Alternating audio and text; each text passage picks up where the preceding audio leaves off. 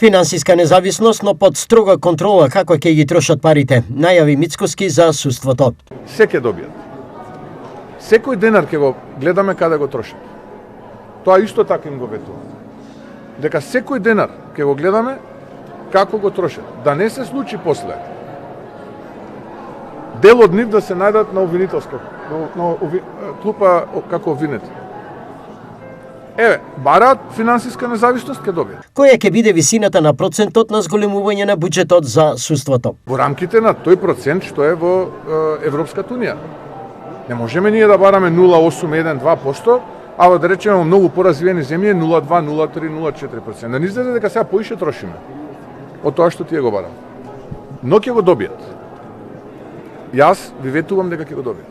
Ајде да видиме дали тогаш ќе ни се случува неправда како што сега се случува. На денешната средба со новинарите, премиерот повторно беше прашан за најавената изградба на нови клинички болници во Скопје, Штип, Кичево и Тетово.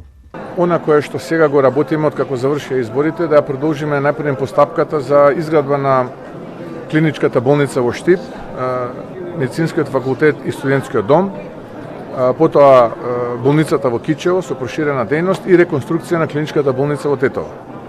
И мислам дека тој процес откако ќе почне, тогаш може да се посветиме на овој за кој што зборуваме сега.